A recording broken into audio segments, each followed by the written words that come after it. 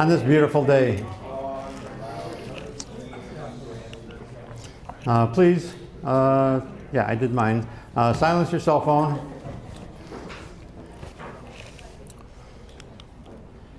And our agenda for today: financial report, lab improvements, membership, computer club matters, classes, and feature presentation. Okay, our financial report. Our beginning balance for March was $18,052.17. We had $448.24 in income, and we spent $3697.77. That was because there was a check outstanding from last month, so that got posted this month. That was for our new monitors for the lab, the computer monitors. And outstanding checks, one for $10, which is in my wallet. I need to. So our available cash is $14,792.64. We have one CD that's going to mature in a month, less than a month. That's $5,186.29. Petty cash that we use for making change at the lab. So our total cash is $20,078.93. Major equipment purchases, that's our lab upgrades and everything. And our Grafton Food Pantry donations. I believe that's the correct number. Our treasurer is out of town, and so I looked at our bank deposits, and I think that's and the checks that he's written, so it looks like that's our total now. I'm rushed. I should slow down. Okay, I think I showed this one last month. This is pretty much the new desks. I'm still going back and forth with this company. There's some issues that we had that I emailed them a month ago, and last week I got a response. They are not very responsive, and there are some things that we had to do to these to make them fit our needs. And I asked them if they could, and there were simple modifications, but okay, they're doing 7 more tops. Maybe they can do them while they're producing them rather than us doing it afterwards. So they said, well, they said, yeah, we can do that, but we haven't figured out what the charges are yet. Well, some of it is just adding 2 washers to one place, and it's minuscule stuff. So I didn't think they would charge us for little things like that, but if they're going to do that, yeah, we'll do it ourselves. So I sent them I don't want to get too nasty in these emails, because then they'll retaliate against us, and we won't see these tops. Hopefully we'll get this worked out soon, and we'll get the tops, and we need to get our committee together and discuss some things about the software that we're going to install. We need to put something on there that will kind of lock these computers up so that you don't accidentally leave any of your files on there. We need to just set it up so that we'll reboot it and it'll automatically erase anything that was added to it. So it's a nice way to keep these computers clean and keep your data off of it and keep your data safe for you. So I know, and it seems like things are moving very slowly. They are, but we're getting there. Our total membership now is 1,395 members. I keep talking about this, and we still don't get many people coming out on Tuesday night. I know we sit there Tuesday night, sometimes just talking to each other. But computer lab, full service, anything you need done, we can handle it. Monday, 9 a.m. to noon, Monday and Thursday. Same as we had before, but now we have Tuesday, 6 to 9 p.m. for those people who work and can't make it during the day. And we did have one Tuesday night, and he was very appreciative that we had those hours. And Wednesday afternoon, 1 p.m. to 4 p.m. for those people who can't get up in the morning. And the lab is closed after this meeting, and all this time, all morning. It didn't pay for us to by the time we got all our stuff packed up and got back over there, it'd be 11 o'clock, and to be there just for an hour, it didn't really pay. We couldn't do anything major, and so we're not opening on after the lab, after this meeting. Our subgroups, the Apple group, and both of these are held in the computer lab. The Apple group meets the second Tuesday of each month at 2 p.m. And the photography group meets the first Wednesday of each month at 7 p.m. I know they have a problem with that because sometimes the first Wednesday of the month is the first day of the month and people don't realize it's the new month already. But both of them are really good groups. I've attended their meetings and they're worthwhile to attend. Club Crawl, Tuesday, April 28th, 4 to 6 p.m. Like, what the heck's Club Crawl? Well, this is something that, it was new last year. It's something that I guess the President's Council is doing. It was called the Charter Clubs Expo, where all the clubs would have a table and people could walk around and talk to people from the different clubs. Well, people aren't happy unless they're changing things. So they're calling it Club Crawl, and there will be a bar out. I believe it's going to be out in the hall out there. I don't know why we need a bar to attract people, but I guess some people need it. But the one change this time is each club that wants to participate has to pay a $10 fee. And I objected to that at the President's Council meeting. I said, well, we never had to pay for this before. Why? Well, we have to do advertising and it's costing money for that. And, well, we never paid for it before and there was advertising. And you know, it's like, what would this community be without all these clubs? I mean, there'd be a bunch of old people sitting on their front porch watching the sun come up and watching the sun go down. There'd be nothing to do. So, I mean, we're part of their marketing scheme. So they should pay for it. Anyway, and it's coming out of our assessments anyway. So the computer club will have a table. Will be, I'm not sure who yet, but well, I know the Apple group has said that they'll have someone there. Photography group wants to have someone there, and the computer. I'll be there definitely for the computer club. I might bring a 3D printer. We won't have electricity unless we get. The tables haven't been assigned yet. Unless we get near an outlet, I won't have power for it. But I'll just put a 3D printer on the table just to attract some attention. So that's Club Crawl. We'll see how it goes. So not all the clubs will be there because some clubs chose not to pay the $10 and didn't want to come. We'll see. Our classes, well, iPhone class was just yesterday.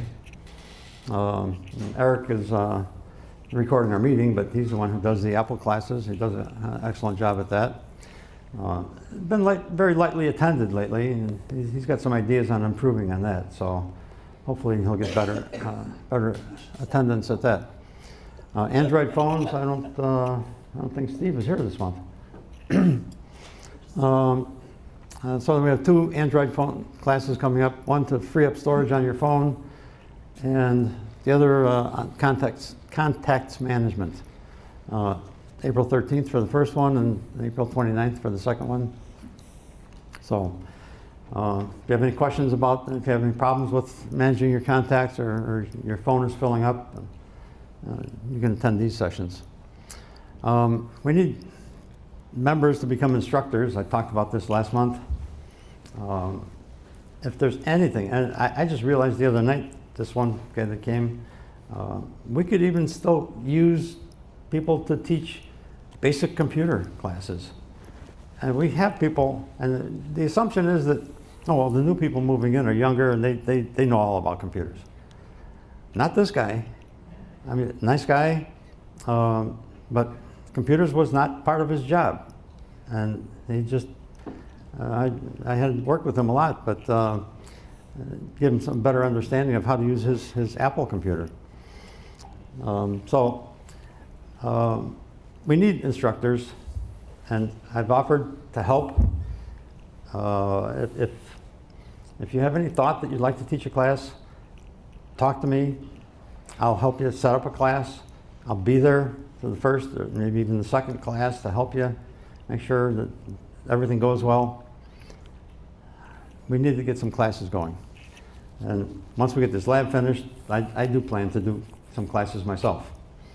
Maybe 3D printing, artificial intelligence, I don't know, home automation, things that I'm passionate about. This is something, this is not here, but this is the library. I just saw this morning. Virtual reality headsets. I don't know if you know what virtual reality is. It's you put these goggles on, and it's like you're somewhere else. And it's you can turn your head around. You can look around the room. It's really cool. I've never actually seen it, but the library is having a class on it.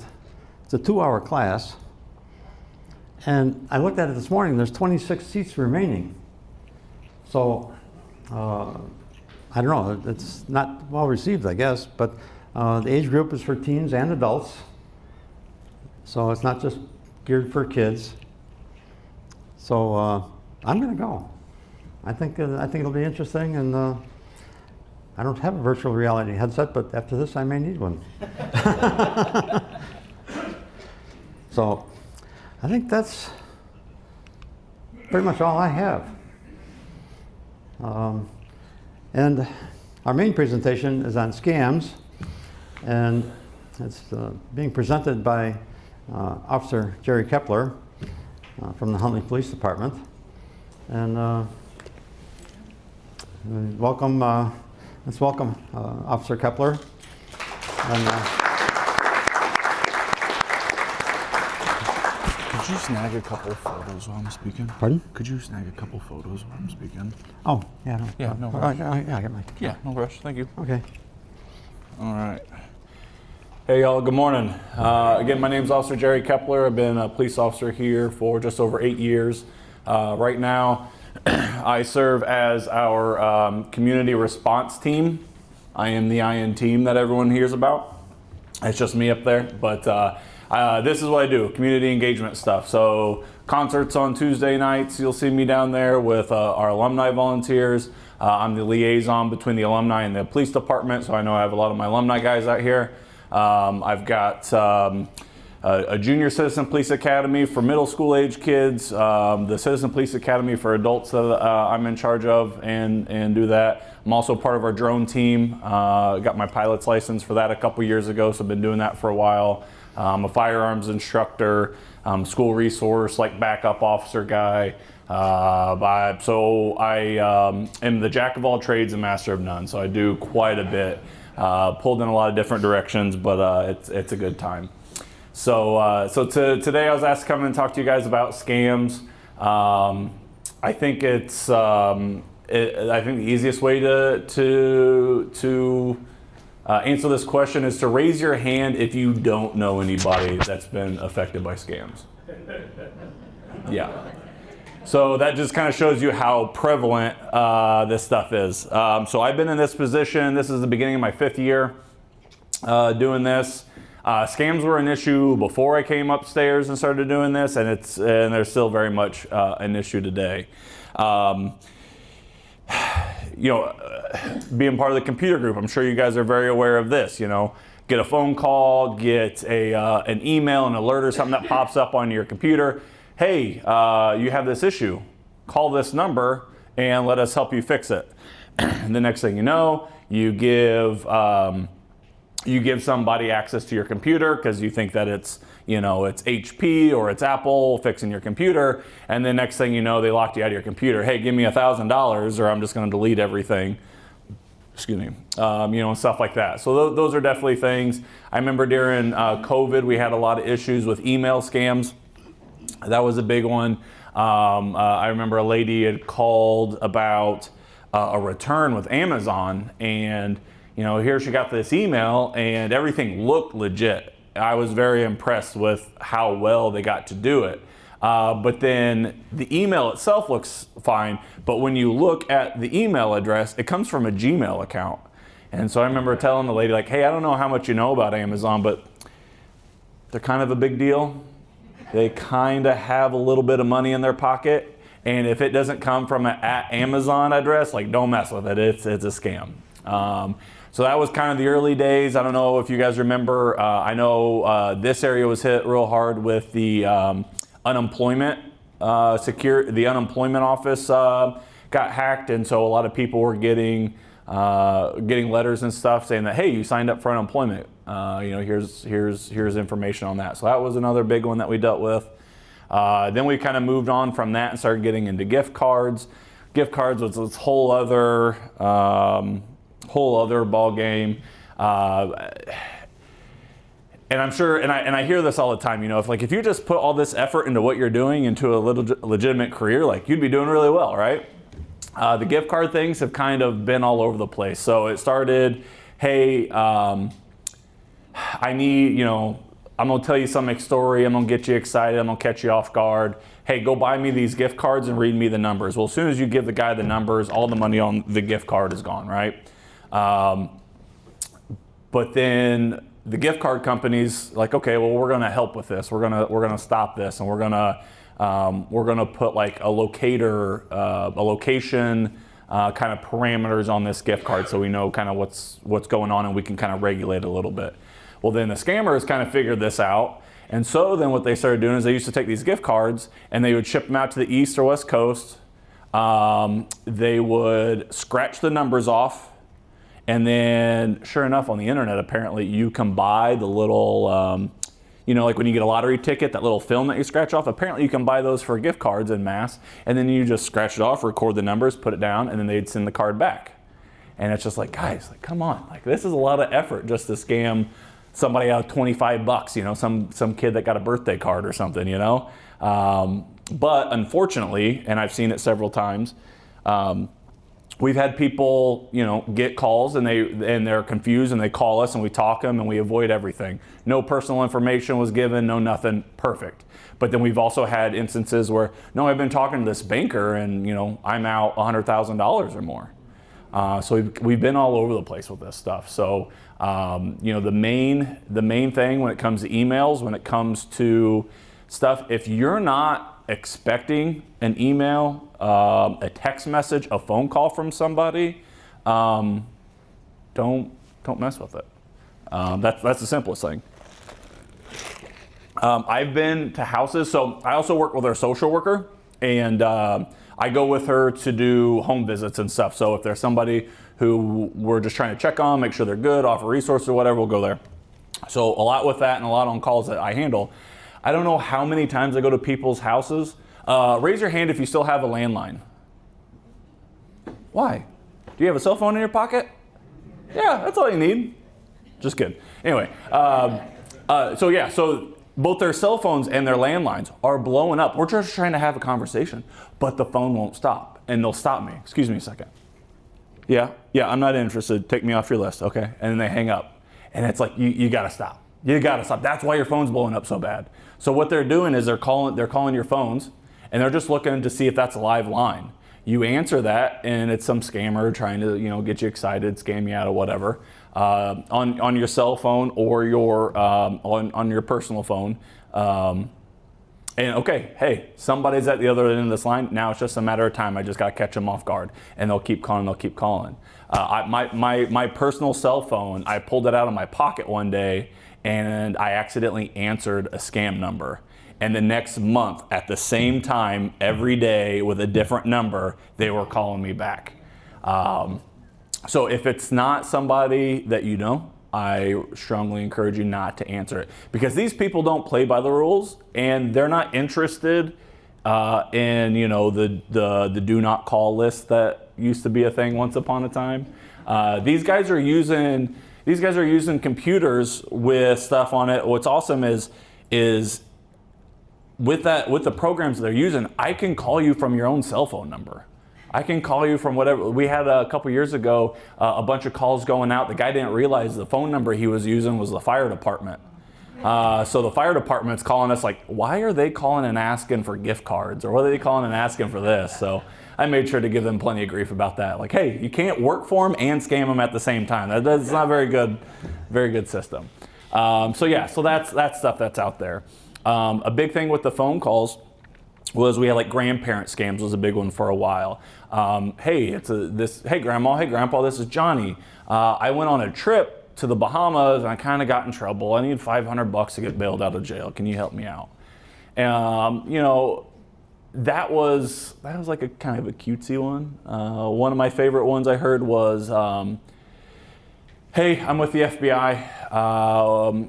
We saw that your social security number was attached to a rental car. This rental car was found at the Texas and Mexico border covered in cocaine and blood.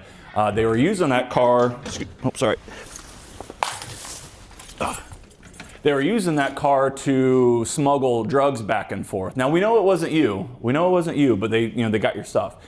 So what we need to do is, you're about to be under investigation for all this. So what we need to do is move all of your money from your bank account to a separate account, because all that's going to be seized, all that's going to be frozen until this, and that's going to be a long time. So let me help you move this over so you can't do it. And it's like a rental car with a social security number, blood and drugs everywhere. I feel like that's a movie. I can't put my finger on it, but I feel like that's a plot of a movie I've seen. But the whole point of that is to get you excited, to get you not thinking straight. Same thing with the emails. Hey, I didn't buy that TV. I'm not trying to return something. That's a lot of money. I don't want to spend that money. Like, yeah, I want to get my money back. I better call that number. It's a thing. A personal story real quick. I used to have a neighbor that was from Chile. He had been in the United States for 30 plus years, had all his paperwork and it was good to go. So he comes over and, with his little girl, and he knocks on my front door and he's just bawling. I'm like, why is there a grown man bawling in my front yard? What is this about? And he's telling me, he's like, they're coming to get me. They're coming to get me. And it's like, I need help. And I'm like, who's coming to get you? You need help with what? And so he's telling me like, yeah, like I have a warrant. They're going to come get me. And it's like, a warrant for what? They're trying to deport me. And so I went over to his house. I'm talking with his wife. And his wife's on the phone, and she has a legal pad, and she looks like a conspiracy theorist at this point. She's got stuff circled and lines going every which way, and she's trying to do stuff. She was on the phone with this guy for 4 hours. And the call was, you have a warrant for your arrest.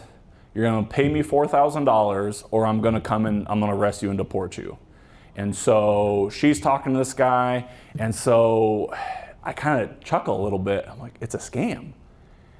And the look on her face was just priceless, just like, what? And so she's still listening, she's talking, she's taking notes. I'm like, listen, none of this makes sense. If I have a warrant, I'm not gonna call you and tell you, I'm gonna show up at your door.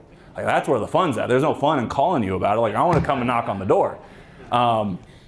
Yeah, this is a scam. Like, that's not how this process works. I'm not going to threaten you and pay you money so then I don't get arrested. Like, that's not. And so she's just she's hesitant. So we're there for probably 20, 30 minutes, and I'm like, think about it. None of this makes sense.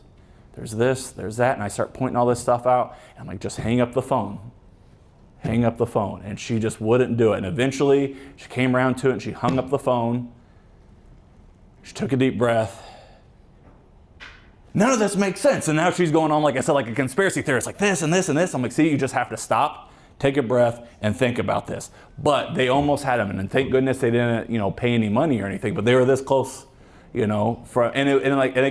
so okay, so we get you for a couple grand now. What's to say I'm not going to call you back in 10 minutes and try to do it all over again, right? So that's the trick. That's the goal. A lot of these phone scams, or even really, like I said, or email scams. So the biggest way to avoid a lot of this kind of stuff is so with the phone stuff. Like I said, if you're not expecting a call, if you don't know whose number that is, the best thing to do is we got caller ID. We have voicemails. Now I get, a lot of people have doctor's appointments or people they may not know. If you know that that's coming up, okay. I mean, I'm not saying don't answer your phone. But if it's nothing important or something that you can let it go to voicemail, verify that and call them back. Same thing with emails. Emails can be tricky. keep an eye on that subject line. If there's a name that's there, kind of click on it and double check that email and make sure that that email makes sense. If it's just a bunch of letters and numbers from some crazy domain that we don't know, let's maybe check it out. If it is something, actually I had another neighbor come over the other day asking about something, and he's like, "Hey, I got this in the mail, but I don't, it's $100 rebate, but like I don't even have this power company. Like, what's the deal?" It's probably just a marketing thing. They're getting tricky with the marketing too. But verify who you're gonna call. So if you have a weird email from ComEd and ComEd's saying that something's wrong and they want you to call them, don't necessarily, and something's fishy about it, you're not really expecting it, don't always trust everything that's on there. Because they're gonna be like, "Hey, here's this convenient link or this convenient phone number. Call it and we'll help you out." Well, scammers are gonna help you out, all right. So a good way to do that is go to, "Hey, I got a paper bill last month. Let me go and verify that phone number."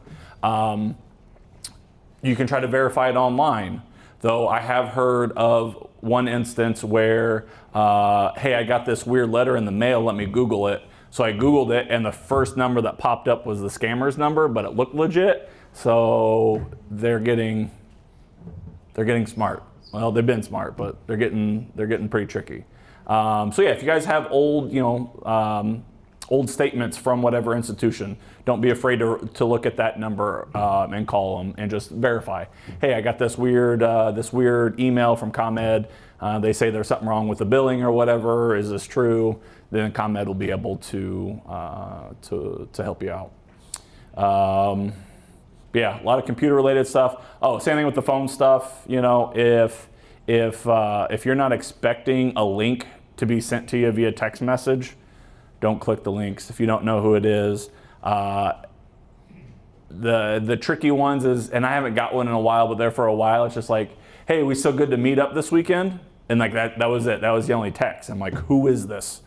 It's nobody. The way the whole phone thing works is, how sometimes it might pop up unrestricted or something on your phone, or possible scam or something like that. I have to have a certain amount of ingoing and outgoing phone calls and text messages, so that way the phone company doesn't ping me as a scam number. So they'll send out those random text messages because it looks good on their account, and then especially if I can get you to reply, then I look even more legitimate. So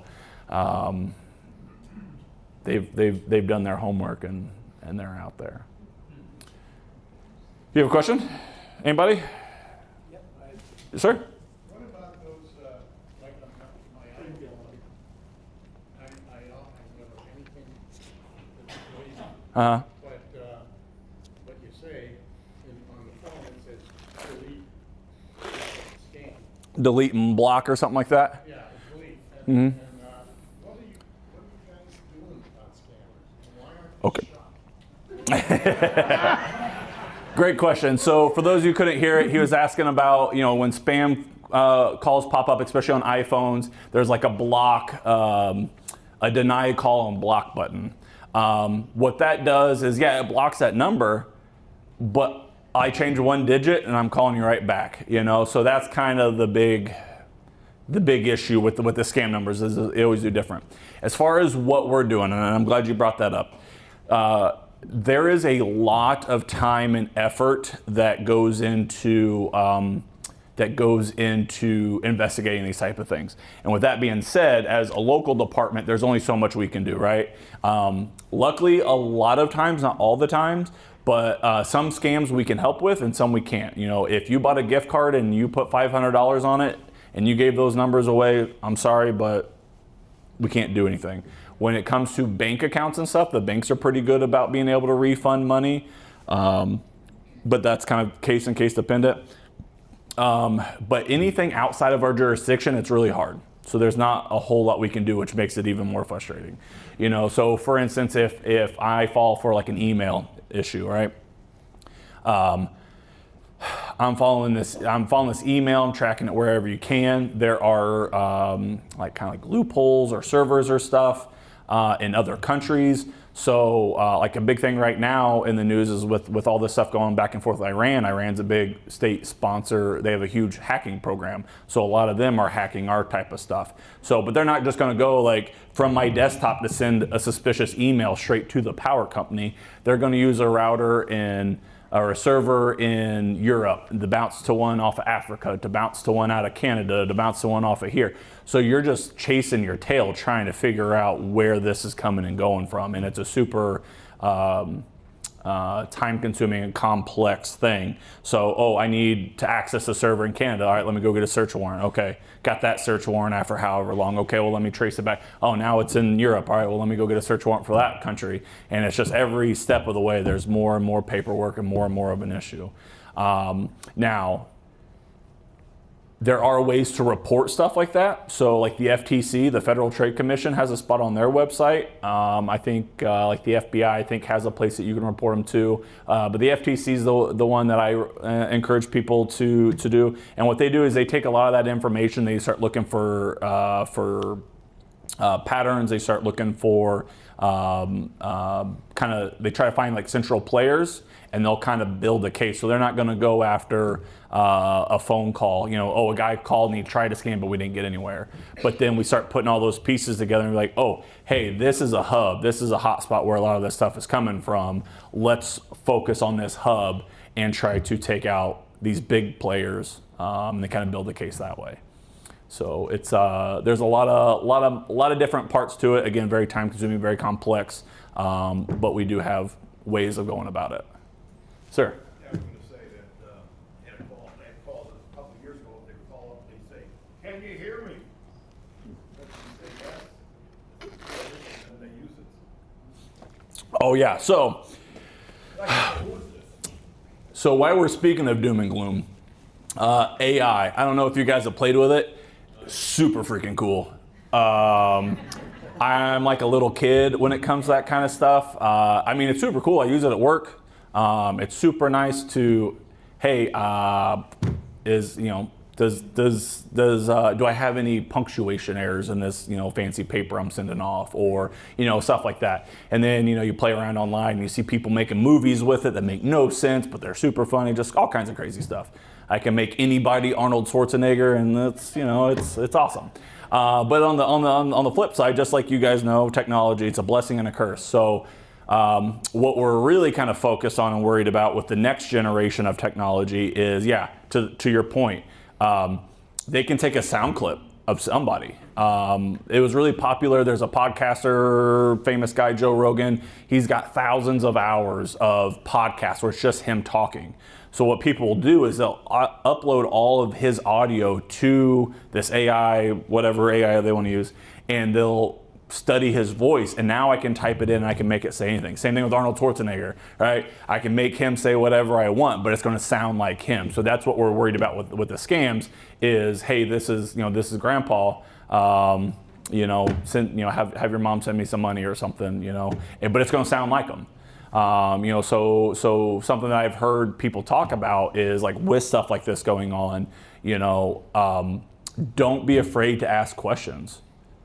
Especially if any of you guys have social media or your family members have social media, if it's not hard to, oh, I know that this kid lives in this area, let me see if any of his family is surrounding or whatever. Find, do an internet search, find your phone number. Hey, this is Johnny. Okay, all right, Johnny, like, where are you at? Okay, hey, hey, call mom and see where Johnny's at, type thing, and like verify that he's not in the Bahamas being arrested, and it's cool, or have a code word or something like that, just so then that way we know that, hey, I can pretend to be somebody all you want, but that doesn't necessarily mean that's who you're talking to. Sir. I think what he was talking about was that it's an old one before AI. Mm-hmm. And it would record you saying yes. And then you get all this stuff in the mail or something. Well, I never ordered this. And you call them and they say, well, we have your recording. Okay. So you bought that. You owe us that money. Interesting. Interesting. Shoot Sir, you have a question? Yes, I've got two questions. I know separately got it. Okay. It's from the huntleyfpd.org. Who's it from? What's the first part? From James Salata, Saletta. And it says, complete scan document, Grand PDF, Huntley Nope. Fire Protection District Station 1. That's all it is. It says, please see document attached. Nope. Don't click on the link. Thank you. Don't click on. Oh, yeah. So, thank you for bringing that up. Perfect example. So he got an email from the fire department saying, "Hey, there's a scanned document. Go ahead and check this out."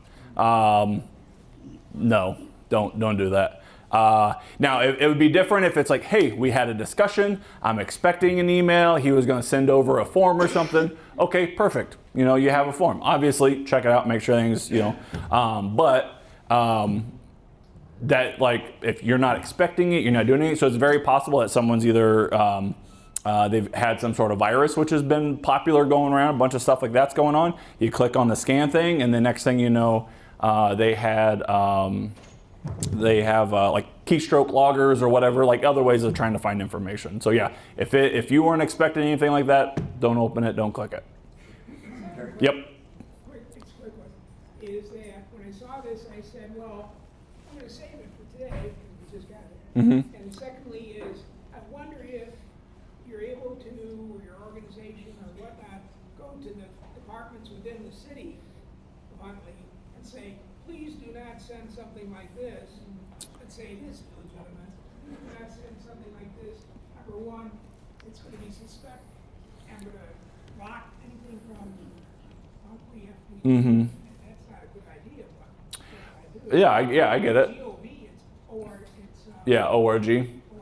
Yeah. And things like that. So if possible, if you could bring that kind of information within the city of Huntley and say, do not send something like this.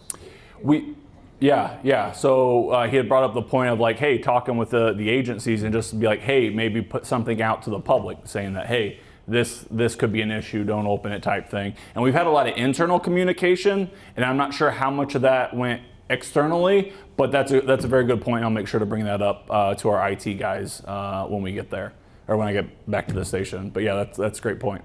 Now, if you do know this fellow, I would, James Salata, I'd warn him that he's For sure, yeah. I harass the fire department every chance I got. That's just one more little bit that I can just poke them with. Yeah, absolutely.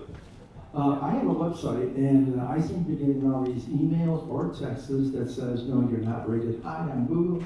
We can do things on, so I ignore these things, but what I'm trying to do is I either report it as junk, or I block it, but they just keep changing names and keep changing. Is there any program out there, anything that you know that might be effective in stopping this or helping? Not that I can think of. I mean, your best option, and they're not great, but in your email settings, if there's any sort of like, again, like your junk settings, if you can kind of tweak things or only allow emails to notify me if they're saved in my contacts type thing, something like that. But yeah, you're doing the right thing by just, hey, marking it as junk. Yeah, because I mean, it could be, hey, I signed up with Google and I'm on Google and I'm advertising. It's just a constant advertisement you get, or it could be a scammer posing as Google, just like, oh yeah, hey, like you want your business to do good, right? Like, hey, like click here and enter all your super important information so I can advertise for you. And then I've got hundreds or maybe thousands in my blocked list. I'm not even sure what's in there anymore. well, and unfortunately, that's kind of the crazy part about the phone numbers and the email. I changed one letter in my email address, and you can block 1,000 of them, but I changed one letter that's not like any of the others, and I'm still getting around it. There's a DocuSign thing that's going around that looks legit but isn't. So you say if your cell phone rings, the best thing to do is to send it to voicemail? Don't send it to voicemail. Sorry, and I'm glad you brought that up. Just let it ring. Just let it ring. So it's got to ring in your hearing aids for 30 seconds? If I had hearing aids, I would have those things off all the time. Well, my first marriage would have lasted. My dad has hearing aids, and I use that all the time. He'll answer my mom, and I was like, "You ain't got those things shut off?" Like, I would. Is there a setting in a cell phone, maybe the computer guys know this, to automatically send potential spam calls to voicemail? I know on iPhones there are. I'm not sure about Google, but it sounds like with your guys' groups, you would have plenty of people to do that. Well, one thing that I do a lot on my phone, I don't know, I haven't looked at other people's phones, but when my phone is ringing, I can hit a button that says screen the call, and it sends out a message that says, say your name and the reason why you're calling, and then if the person's available, then they'll call you, or they'll answer the call. And so usually they just hang up because it's some scam call or whatever, and so they're not going to leave your name. So, But something like that would be awesome if you're expecting a call from like a doctor's office and you're not sure who it is. I get that every now and then when I call people, and it's like, man, I got to look into this. This is, every time my wife calls, I'm going to use that button on her. Hey, Ken, I think you got a question there in the back. Yeah, technology. It's amazing. It's so cool, but it's also a giant pain in the neck. When we moved here, we did not want to change our cell phone numbers because we had to notify how many people. So we left it as it is. Well, I have gotten several emails from the Texas State Police. They're not going to renew my license if I don't pay this ticket. And well, that was 16 years ago. I had a Texas license in that long, and I never had a ticket. Well, just don't go back to Texas and you'll be all right. Yeah, like I said, they get super creative, and the amount of information that's out on the internet is insane. And so even if it's something that stuff that you're very careful about. So for instance, medical information, hey, these people called me and they knew, my birthday, they knew some medication I was on, like they had all this stuff, but they're asking for other information. So, I don't know how many times, so prior military, I don't know how many times I've gotten a letter throughout, and I've been out for several years. I don't know how many letters I've gotten from the government saying, hey, we may have lost a computer with your information on it, so just here's some resources and keep an eye on your stuff. And then, since then, it's credit card companies being hacked, it's this company or that company. So all these data breaches that are happening elsewhere, that's your guys' information that's being out there. So yeah, some company or somebody might have hacked it, sold that information a couple different times. The next thing you know, it ends up in a scammer's hands, and now the scammer is going through that information saying, oh, hey, I know you're on this medication. I know you live on this address. Let me give you some information so I sound super legit. But I just don't have all I have is the last 4 of your social. I need those first couple numbers to get you registered in the system or something like that. So they get real tricky with that. One thing that I still have a landline. My wife has to have it. She won't answer her cell phone. Even if I'm calling, she won't answer it. Maybe especially if I'm calling, I don't know. But years ago, there's a website, nomorobo.com. And I signed up for that, and I did get notification occasion, because usually you get one ring and then it won't ring anymore. And what you do is, when you sign up with nomorobo, nomorobo.com, and they give you a phone number, and you go into your settings, like Comcast or whatever for your phone, and you do it, I forget what they call it, it's like a multiple call.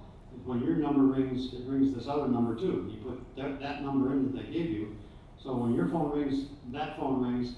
They have a database of all the scam callers, and they'll do a quick lookup, and if it's in their database, they just drop the call. Your Nice. phone rings once and it doesn't ring anymore. I haven't been getting too many of those one rings anymore, but I still get one once in a while. Nice. I'll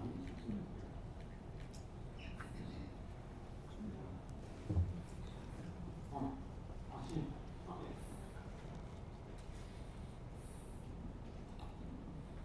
I've received from 2 legitimate companies that I deal with, excuse me, notices that their information has been scammed or taken, and they want you to sign up for free protection for 1 year. They'll watch your credit cards and things like that.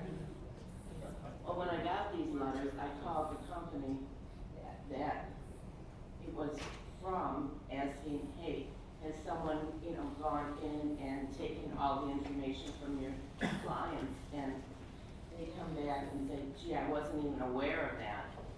So, of course, I did not sign up for free monitoring of my credit because I wasn't sure if I needed it. Did you ever hear anything like that? Yeah, I can't say that I've ever called the company directly and been like, hey, tell me more about your data breach, because I doubt, and now this is just me thinking, I don't know how much that random customer serve person is going to know about it. But something that I think is a good habit and another way to go about it is, okay, if I'm going to have somebody watching my credit and stuff, it's probably going to be something that I've done my homework on and somebody I trust and somebody that I might even pay. Free is great, don't get me wrong. It is something, it's better than nothing, but at the same time, like anything, what have you guys gotten that's for free that's been worthwhile, So I might look into that a little bit before I just go and trust them to watch all my credit stuff. But then something I do every year when I do my taxes is I check my credit score, Equifax and all those guys that you can pull your credit score from. I am in my bank accounts a couple times a week. My credit card account's the same thing. So I still get paper copies with a lot of that stuff just because I like to physically see it. And it's one of those things that it reminds me. And so, I need to look at this and make sure everything looks good. So keeping tabs on all of that stuff. If you don't want to pay for a credit thing, you can always freeze your credit. So then that way, if anything happens, they have to contact you type thing. So there are ways around it, but yeah, several times I've gotten that same letter, saying, hey, here's a free year of, credit stuff. I haven't done much with it. I can't say I've looked into it too much, but at the same time, like I said, I would feel better myself about doing my homework on whatever company before I just say, yeah, hey, go ahead and monitor all my money. Sir? I just want to make a comment that if you get it and they route you to Equifax or TransUnion or what's the other or Experian, those are legitimate. Yep. If it's anything else, you gotta be kind of careful. Yeah. Yeah. Experian, Equifax, and TransUnion. Those are the 3 big ones. Those ones are good to go. So if you get something referencing that, those are the ones that I would stick with. You're entitled to 1 free. Good. Yep. And you're entitled to 1 free credit report every year.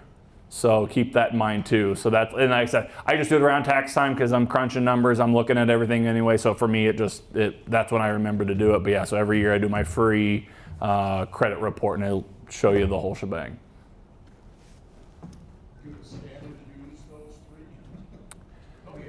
I mean, it wouldn't surprise me if there's something going around with their letterhead, and a phone number along with it. But I can't say that I've heard of anybody using those 3. But not to be super depressing, and because I mean, who doesn't want more depressing? But I mean, it's tricky. This stuff is out there. And every day we're taking fraud calls.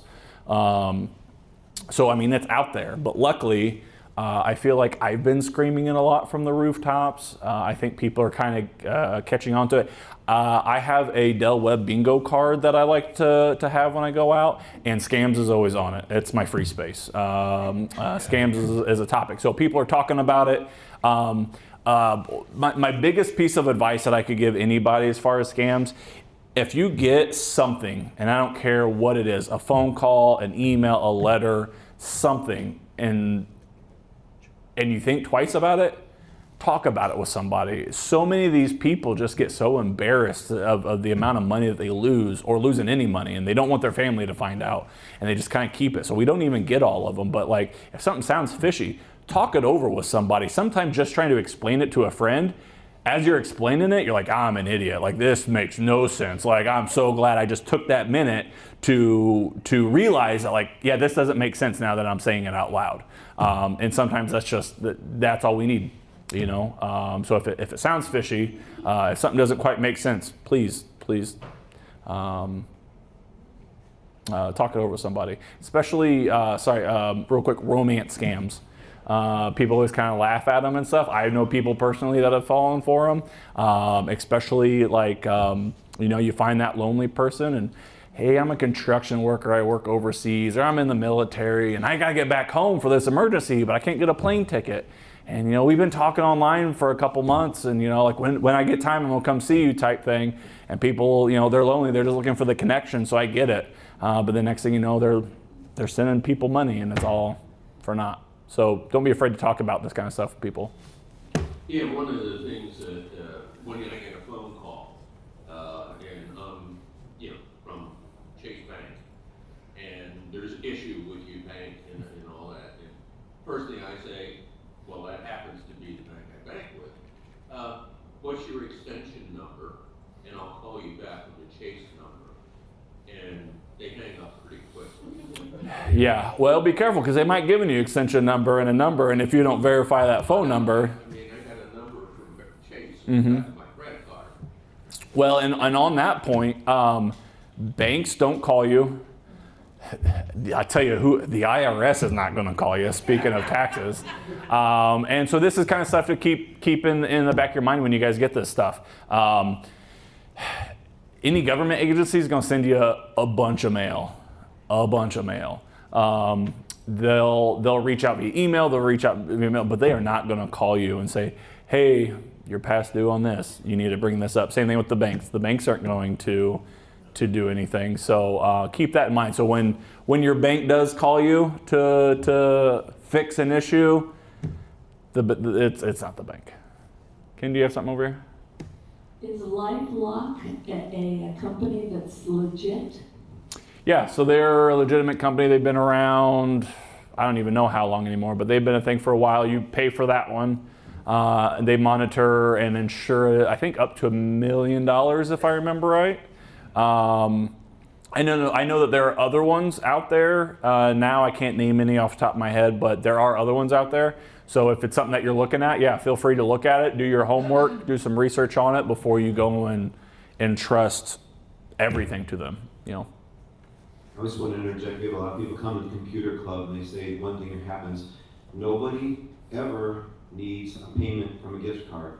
Gift cards are for you to buy presents for yourself, from your grandkids or whatever, or buy presents for them. They're not to pay off bills, debts, any other kind of thing. If somebody asks for a gift card, just hang up, because that's definitely a scam. 1000%.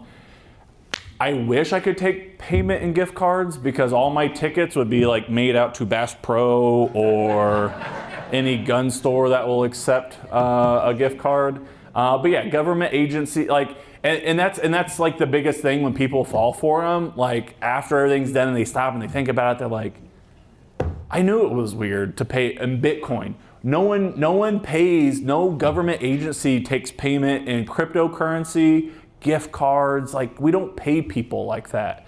Now, in case anyone in here is a crypto person, there are maybe some people that might accept it, but it's not going to be anybody government related. You're not paying bills that way, anything like that. So if anyone tries to get you to go to a cryptocurrency ATM and put whatever in crypto, that's not going to happen. Back to the question earlier about, trying to find computer people and stuff.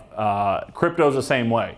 Now, there have been some changes in the law lately to where if you can contact a certain branch, like we have an ATM here in town where there's a certain branch where if we can get a hold of them within a certain period of time, we might be able to get that money back. maybe. But that's the big lure of a lot of the crypto stuff. It's hard, if not impossible, to track all of this stuff. So if you don't mess with crypto, don't mess with crypto. Don't make paying somebody the first time you mess with it. Hi again. I'll tell you what, I'm a realtor, and we have a program called 411. It's only for realtors for safety. Okay. And I put in your address or phone number, and it tells me the person's name, aliases, it tells me what car they drive, it tells me what addresses, it tells me about court cases. Every once in a while, we meet people all the time, they call us and they say, so-and-so, I don't know who they are. So I look it up on this thing, and it tells me, like one guy called me up, I want to buy a house. Anyway, so I looked up and he's been in jail so many times and all that kind of stuff. So I know it's not available for other people, but is there a program like that someone can buy or subscribe to that you know, is there anything you know about? Oh yeah, there's all sorts of ways to find it. I mean, Google. You just Google someone's name. If they have social media accounts, they're normally pretty high up there. There's a lot of websites that want you to pay, like, hey, I'll give you part of a phone number and part of an address, and if this is the guy you're looking for, or might be, why don't you pay me a couple dollars to get the rest of the information? So that's part of it. I don't know of any particular programs off the top of my head. Obviously at work we use our in-house stuff, but if something's fishy, I mean, you can always, you know, check out, like I said, check out Google, check out, you know, the county websites, the circuit clerk websites, that kind of stuff. But then that's kind of tricky because that's assuming that person's from our area. You know, if I'm, you know, I've been arrested 1,000 times in King County, but never McHenry, and you run me out of the McHenry one, I'm never gonna pop up. Someone call the police department, give you a number to find out how you can... No, I cannot legally, I can even give you your own, like if you come in and say, hey, I don't know if my license is expired or whatever, I can't run you and then tell you about it type thing. Mm-hmm. Okay, that's about it. Awesome. Hey, thanks for having me out. I appreciate it. Thank you. Hey, thanks, buddy. Oh, yeah.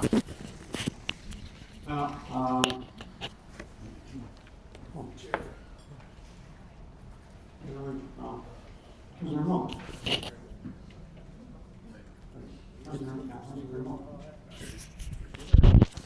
The remote. What? The remote. The remote. Where'd the remote go? It was up there last night, see it. Oh. It fell on the floor. You hit it on me. I just want to take questions, and thank you for your time. I really appreciate the attendance. This is better than we had last month, and we do need to make sure we get good attendance in here. We're going to lose the use of this room because they have cameras and they look to see how many people are here. And if we're not utilizing this room to as much as we should, they're going to send us to the other room and some of the smaller rooms. So thank you for coming out. And weather's getting nice. It's good to come out, and we appreciate you coming. So see you next month.